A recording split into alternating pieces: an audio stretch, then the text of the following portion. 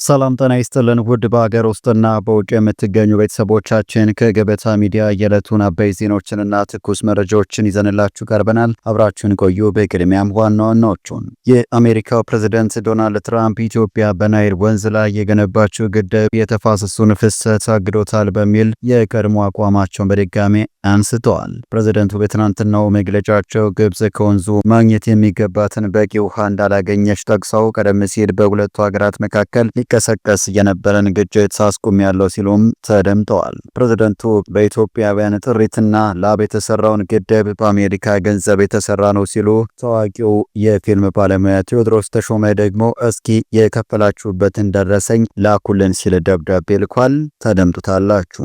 የኤርትራ ደህንነት መዋቅር ፈረሰ። ኢሳያስ አፈወርቂ ያበቃለት። በምስራቅ አፍሪካ ፖለቲካ ውስጥ ለዘመናት በሚስጥራዊነቱና በታማኝነቱ የሚታወቀው የኤርትራ የስለላ መዋቅር ከውስጥ እየተሸረሸረና አባላቱ ወደ ኢትዮጵያ የደህንነት መዋቅር እየገቡ መሆኑን አንድ አዲስ የትንታኔ ሪፖርት አረጋገጠ።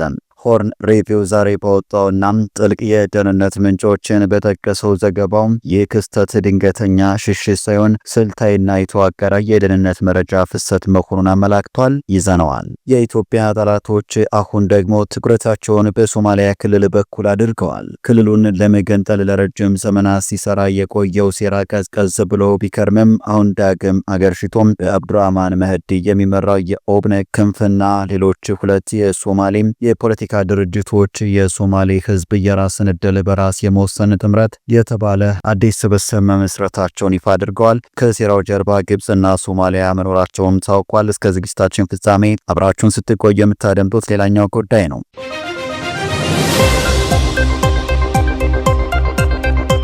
ቻናሉን ሰብስክራይብ፣ ቪዲዮውን ላይክ በማድረግ እስከ ፍጻሜው አብራችሁ እንድትቆዩም በአክብሮት እንጠይቃለን። ወደ ቀዳሚው ጉዳያችንም እናልፋለን። ፕሬዝዳንቱ በትናንትናው መግለጫቸው ግብጽ ከወንዙ ማግኘት የሚገባትን በቂ ውሃ እንዳላገኘች ጠቅሰው ቀደም ሲል በሁለቱ ሀገራት መካከል ሊቀሰቀስ የነበረን ግጭት አስቁሜያለሁ ሲሉ ተደምጠዋል። ፕሬዝዳንት በኢትዮጵያን ጥሪትና ላብ የተሰራውን ግድብ በአሜሪካ ገንዘብ የተሰራ ነው ብለዋል። ፕሬዝዳንት ዶናልድ ትራምፕ በመጀመሪያው የስልጣን ዘመናቸው በታላቁ የህዳሴ ግድብ ላይ በኢትዮጵያና ግብጽ መካከል ስምምነት እንዲደረስ መሞከራቸው ይታወሳል።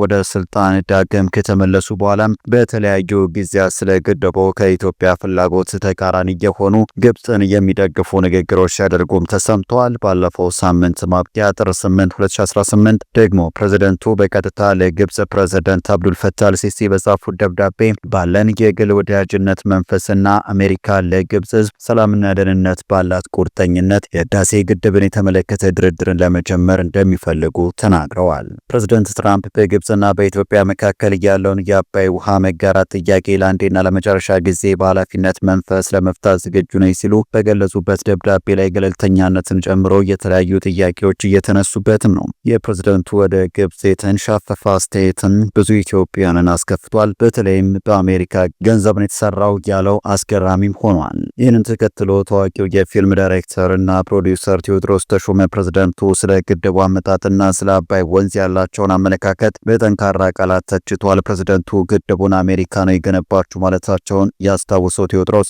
ይህ እውነት ከሆነ ኢትዮጵያ ለግንባታው የወጣችውን ወጪ እንድትመልስላት ጠይቋልም። ግድቡ የተገነባው በኢትዮጵያ ላብና ብር ነው፣ አንድም የአሜሪካ ደረሰኝ ወደኛ ለመጣም ሲል የግንባታውን የገንዘብ ምንጭ አስረድቷል። ኢትዮጵያን በየካፌው የልገሳ ሳጥን በማዞር ቦንድ በመግዛትና ከዳዋ ጉሮሮ በመቀነስ ተስፋቸውን በቅድሚያ የገዙበት ፕሮጀክት መሆኑን በደብዳቤው ገልጿል።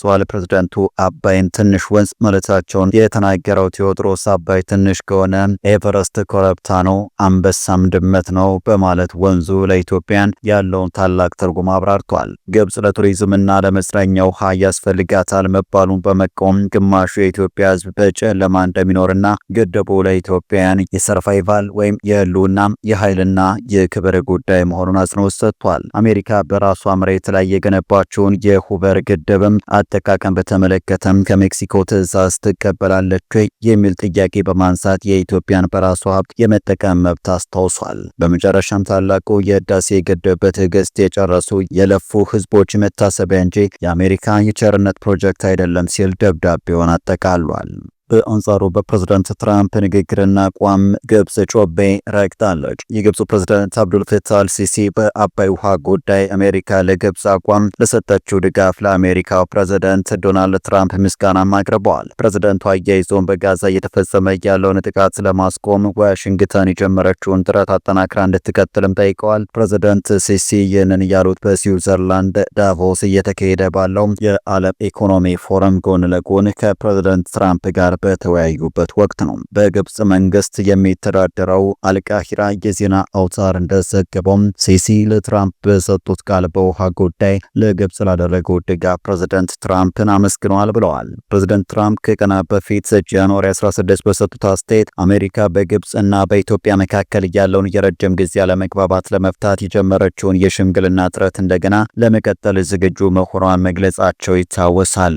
የኢትዮጵያ መንግስት ለ14 ዓመታት ሲገነባም የቆየውን ታላቁን የኢትዮጵያ ህዳሴ ግድብ በሴፕቴምበር 9 2025 በይፋ ማስመረቁ ይታወሳል። ግብጽ እና ሱዳን በግድቡ አሞላልና አስተዳደር ላይ ህጋዊ አስገዳጅ ስምምነት እንዲያደርጉ ሲጠይቁም ሰነባብተዋል። ፕሬዝዳንት ሲሲ በጋዛ የተካሄደውን ጦርነት ለማስቆም ትራምፕ ላደረጉት አስተዋጽኦም ከፍተኛ አድናቆትም ሰጥተዋል። የፕሬዝዳንት ትራምፕ ጥረት ባይኖር ኖሮ የጋዛው ጦርነት አይቆምም ነበር ያሉት ሲሲ እስራኤል በጋዛ የምታካሄደው ጦርነት እንዲያበቃ የትራምፕ ጣልቃ ገብነት ወሳኝ እንደነበረ መስክረዋል። የግብጽ በጋዛ ያለው ጦርነት ሙሉ በሙሉ እንዲያበቃ ከፍተኛ ጥረት እያደረገች መሆኑን የተናገሩ ፕሬዝዳንቱ የአሜሪካ ተሳትፎም ተጠናክሮ እንዲቀጥል ጠይቀዋል። እንደ ሪፖርቱ ከሆነ ከኦክቶበር 2023 ጀምሮ በጋዛ ከ71500 በላይ ሰዎች ሲገደሉ ከ171300 በላይም ቆስለዋል። በተያያዘ ዜና የግብጽ የውጭ ጉዳይ ሚኒስቴር እንደገለጸው ካይሮ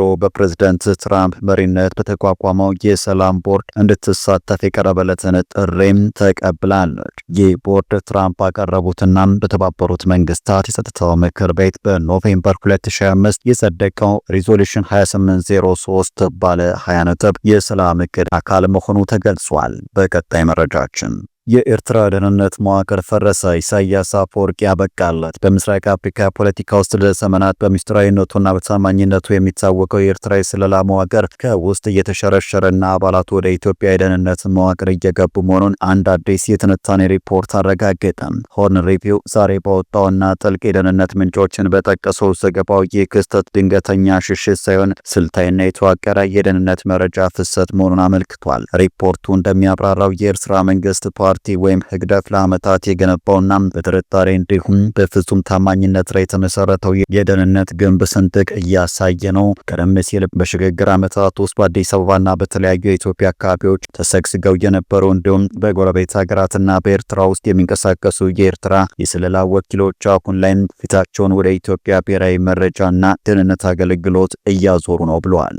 ይህ ሁኔታ ለኢትዮጵያ መንግስት የኤርትራን የደህንነት መዋቅር ከውስጥ ሆኖ የማየትና የመቆጣጠር እድል ፈጥሮለታል። ምንጮች እንደሚጠቁሙት ከፕሬዝዳንት ኢሳያስ አፈወርቂ የቅርብ የፖለቲካና ወታደራዊ ክበብ ውስጥ ያሉ ከፍተኛ ባለስልጣናት ሳይቀሩም ለኢትዮጵያ ባለስልጣናት በሚስጥር መልእክት በመላክ ስርዓቱን ለመቀየር የሚደረግ ማንኛውም አስተማማኝ ጥረት ለመደገፍ ዝግጁ መሆናቸውን እየገለጹ ነው። እነዚህ ባለስልጣናት የፕሬዝዳንቱን ከስልጣን መውረድ ሀገሪቱን ለማዳን የቀረ ብቸኛ አማራጭ አድርገው እንደሚመለከቱትም ጠቁመዋል። ምንም እንኳን ኢትዮጵያ ይህንን የመረጃ የበላይነትና የውስጥ ዘልቆ መግባት አቅም በተይዘም እስካሁን ድረስ ፕሬዝዳንት ኢሳያስ ከስልጣን ለመውረድ ያነጣጠረ ቀጥተኛ እርምጃም ከመውሰድ ተቆጥባለች። ሪፖርቱ እንደሚያትተው ኢትዮጵያ ይህንን እርምጃ ያልወሰደችው በአካባቢው ሊፈጠር የሚችለውን ከቁጥጥር ውጭ የሆነ ቀውስ በመስጋትና የቀጥታ ጣልቃ ገብነት የሚያስከፍለውን ጂኦፖለቲካዊ ዋጋ በመፍራት ነው። ለኢትዮጵያም የኤርትራ የደህንነት መኮንኖችን መቀበል ማለት የሰው ኃይል ማግኘት ብቻ አይደለም የሚለው ዘገባው ይህ ማለት የአስመራን የስለላ ጥበብ ኢላማ የመለየት ስልት፣ የክትትል መረብና የውስጥ ደህንነት ዶክትሪን ሙሉ በሙሉ በእጅ እንደማስገባት ይቆጠራል ብለዋል። የኤርትራ ትልቁ መሳሪያ የነበረው ሚስጥራዊነት አሁን ወደ ጉዳትነት ተቀይሯል። ዛበሻ የተመለከተው ሪፖርቱ እንደሚያሳየው ይህ ጉዳይ በሚስጥር በተያዘ ቁጥር በኤርትራ መንግስት ላይ የሚፈጥረው የስነ ልቦና ጫና ይከፋ ይሆናል። እያንዳንዱ ታማኝ ተብሎ የሚታሰብ ባለስልጣን ደረብ ወኪል ተደርጎ እንዲጠረጠር ያደርጋል። ታማኝነት ሲሸረሸርና የውስጥ መተማመን ሲጠፋ ሲጠፋም የመንግስቱ ጥንካሬ ወደ ቲያትር ይቀየራል። ሪፖርቱ ሲወድም የአፍሪካ ቀንድ አሁን የገባበት ምዕራፍ በንግግርና በአዋጅ የሚካሄድ ጦርነት ሳይሆን በሚስጥር ኮሪደሮች ውስጥ ታማኝነት ሲፈርስ፣ መረጃዎች ሲሾልኩና መንግስታት በይፋ ከመናገራቸው በፊት ቁጥጥር ሲያጡ የሚታይበት የስለላ ጦርነት ምዕራፍ ነው ብለዋል። ኢትዮጵያም ይህንን የመረጃ የበላይነት እንደ ጦር ሜዳ ትጠቀምበታለች ወይስ እንደ መደራደሪያ መሳሪያ የሚለው የጊዜ ጉዳይም ይሆናል። በቀጣይ መረጃችን የኢትዮጵያ ጠላቶች አሁን ደግሞ ትኩረታቸውን በሶማሌ ክልል በኩል አድርገዋል። ክልሉን ለመገንጠል ረጅም ዘመናት ሲሰራ የቆየውም ሴራ ቀዝቀዝ ብሎ ቢከርምም አሁን ደግሞ አገርሽቶ በአብዱራህማን መህዲ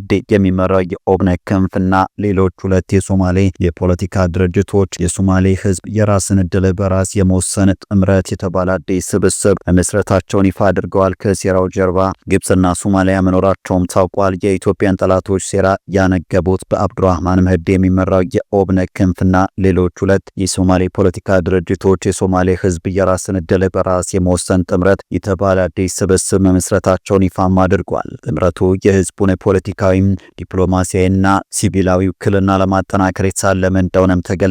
ድርጅቶቹ በትናንትናው ዕለት በወጡት መግለጫም ከፌዴራል መንግስት ጋር ሊደረጉ የሚችሉ የእርቅና የፍትህ ጥረቶች መጠናቀቃቸውንና የትዕግስት ዘመናችን አብቅተዋል ሲሉ አስታውቀዋል። የሶማሌ ህዝብ መብቱን ለማስከበርም እንዲነሳ ጥሪ ከማቅረባቸው በላይ ከሌሎች የጭቆና ተቃዋሚ ኃይሎች ጋር አብረው ለመስራት ዝግጁ መሆናቸውን አረጋግጠዋል። እነዚህ ተቃዋሚ ፓርቲዎችም የጠላት አጀንዳን በመያዝ የኢትዮጵያን ሶማሌ ክልል ህዝቦችን ከሚወዷት ሀገራቸው ኢትዮጵያ ለመገንጠል እያሴሩ ነው ተብሏል። በመጨረሻም በመጪው ሳምንት ስብሰባውን የሚያካሄድ የተባበሩት መንግስታት የህፃናት መብቶች በኢትዮጵያ ኦሮሚያ ክልል በለጋ ደንቢ ወርቅ ማውጫ አካባቢ የሚኖሩ ህፃናትን አሳሳቢ የጤና ሁኔታ እንደሚገመግም ተገለጸ። ሁማን ራይትስ ዎች እና አጋሮቹ ለኮሚቴው ባቀረቡት አቤቱታ በወርቅ ማውጫው የሚወጡ መርዛማ ኬሚካሎች በህፃናትና ነፍሰ ጡር እናቶች ላይ ከፍተኛ ጉዳት እያደረሱ በመሆኑ ስራው እንዲቆም ጠይቀዋል። በአካባቢው የሚኖሩ ማህበረሰቦች ለዓመታት ሲያማርሩ እንደቆዩት በማውጫው ምክንያት ህፃናት ለረጅም ጊዜ የሚቆይ የጤና እክል ይገጥማቸዋል፣ እናቶች ለውርጃ ይዳረጋሉ፣ እንዲሁም ህፃናት በሞት ይወለዳሉ። በርካታ ጥናቶች እንደሚያመላክቱት በአገሪቱ ትልቁ በሆነው በዚህ የወርቅ ማውጫ ውስጥ እንደ ካድሚየም፣ ሜርኩሪ፣ ሌድ እና አርሰኒክ ያሉ መርዛማ ኬሚካሎች በከፍተኛ መጠን ይገኛሉ። የኢትዮጵያ መንግስት በነዋሪዎች ተቃውሞ ምክንያት ከ2018 እስከ 2021 እንደ ኤሮፓያን አቆጣጠር ማውጫውን ዘግቶ የነበረ ሲሆን የአካባቢ ጥበቃ ስጋቶች ከተቀረፉ በኋላ እንደሚከፈት ቃል ተገብቶ ነበረ። ነገር ግን ሁማን ራይትስ ዋች ባደረገው ማጣራት መንግስት የራሱን የጤና ጥናት ውጤት በመደበቅና ለህዝብ ይፋ ሳያደርግ ማውጫውን መልሶ አስጀምሯል። እንዲሁም ማውጫውን ከሚያስተዳድረው ሚድሮክ ኢንቨስትመንት ግሩፕ ጋር የተደረገው ስምምነት ሚስጥራዊ ሆኖ እንዲቆይ ተደርጓል። ሚድሮክ በበኩሉ ለአካባቢው ተጎጂዎች ካሳ መክፈሉና መርዛማ የሆኑ ኬሚካሎችን አወጋገድ ማሻሻሉን ገልጾም የሚለቀቁ ኬሚካሎችን መጠንን በዓለም ጤና ድርጅት WHO ከተቀመጠው ወለል በታች መሆናቸውን ለሁማን ራይትስ ዋች አስታውቋል። ሁማን ራይትስ ዋች የኮንቶማ ዳሪም አሊያንስ ወይም በሮዝ ዌስተርን ዩኒቨርሲቲ የሚገኝ የሰብአዊ መብት ማዕከል በጋራ ለተባበሩት መንግስታት ኮሚቴ ያቀረቡት ሪፖርት ኮሚቴው በኢትዮጵያ መንግስት ላይ ጫና እንዲያደርግ ይጠይቃል። በዚህም መሰረት አንደኛ የህፃናትን ጤና ለመታደግ የወርቅ ማውጫው ስራ በአስቸኳይ እንዲታገድ፣ ሁለተኛ ማውጫው ስራ ከጀመረበት በፊት ገለልተኛ የሆነ የአካባቢ ጤና ጥናት እንዲደረግ፣ ለተጎጂዎች ተገቢ ካሳ፣ የህክምና እርዳታና የፍትህ አገልግሎት እንዲመቻችም ይጠይቃል። የተባበሩት መንግስታት ኮሚቴም ይህንን አጋጣሚ በመጠቀም በለጋ ደንቢ አካባቢ ለሚኖሩ ህፃናትና ቤተሰቦቻቸው እውነተኛ ለውጥ ማምጣት እንዳለበት ተቋማቱ አሳስበዋል። ውድ ተመልካቾቻችን ለዛሬ ያዘጋጀንላችሁ አበይት ዜናዎች እነዚህ ነበሩ። ገበታ ሚዲያን ሰብስክራይብ በማድረግ ቤተሰብ ይሁኑ። ጤና ይስጥልን።